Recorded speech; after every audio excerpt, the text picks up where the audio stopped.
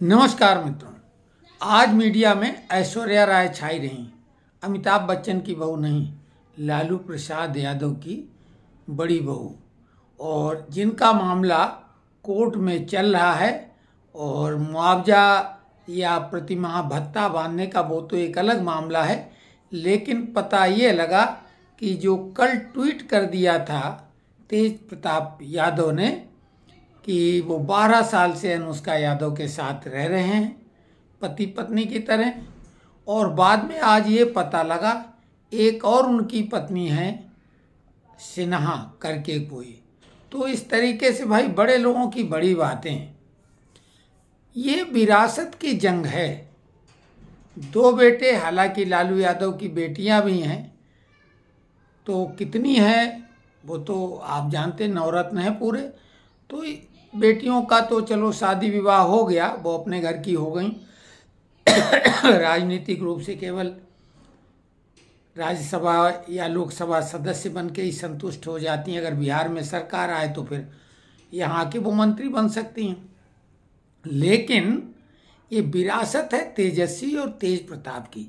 तेज प्रताप तेजस्वी को मुख्यमंत्री बनाने के लिए तो सहमत हो गए, पार्टी का अध्यक्ष बनाने के लिए सहमत हो गए, लेकिन इसके बदले भी वो परिवार में प्रॉपर्टी के मामले में बड़ा हिस्सा चाहते हैं।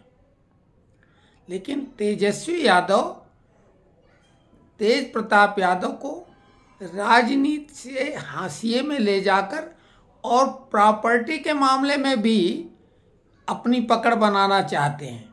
इसलिए ऐन कैन प्रकरण तेज प्रताप यादव को सिनारियो से बाहर करना चाहते थे, जिसमें वो कुछ हद तक सफल भी हो गए। लालू यादव की अब स्थिति क्या है?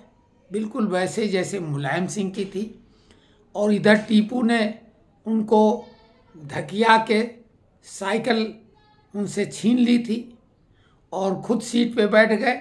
उधर लालू यादव के हाथ से लालटेन तेजस्वी यादव छीन चुके हैं। अब वो लालू यादव ने ट्वीट किया है या उनसे करवाया गया या खुद तेजस्वी यादव ने किया, जैसा कि लोग बोल रहे हैं अनुष्का यादव ने तेज प्रताप के मोबाइल से वो खुद किया था। जो भी, खैर वो एक बात की बात।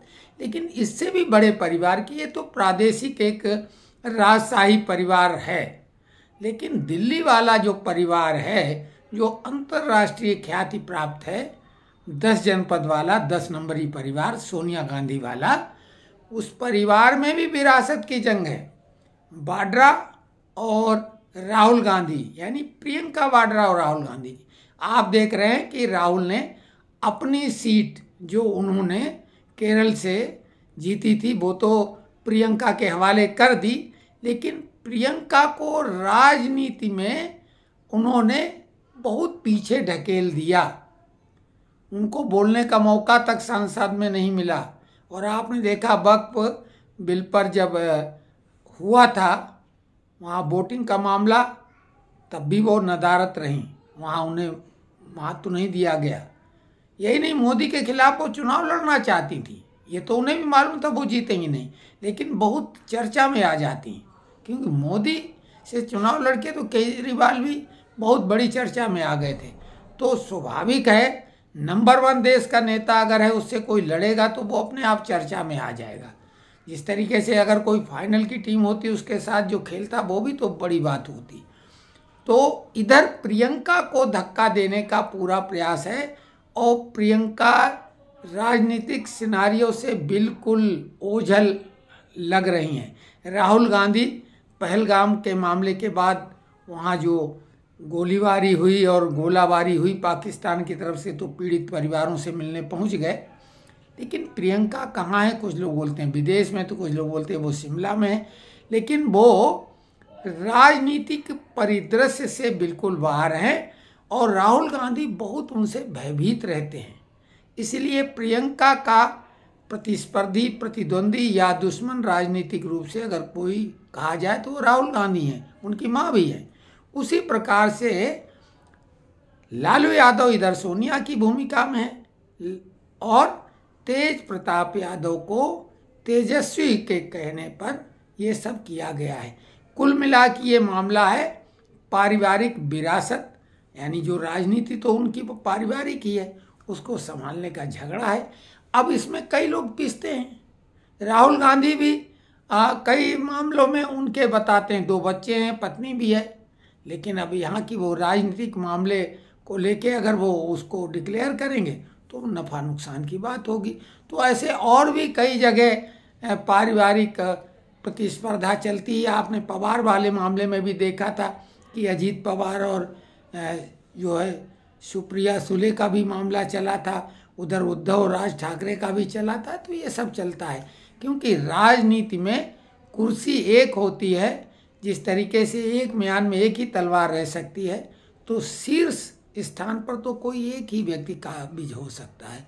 तो ऐसी ये पारिवारिक जो राजनीतिक है पार्टियां, उनमें तो ये होना तय है। अगर एक से अधिक दावेदार है तो उत्तर प्रदेश में तो साइकिल के दावेदार वैसे ही टीपू थे और उन्होंने धैर्य नहीं किया, जैसे कि मुग़ल शासनकाल में जहांगीर ने धैर्य न किया था और अकबर से भिड़ गए थे, क्योंकि लग रहा था कि बुढ़ा अभी जा ही नहीं रहा है।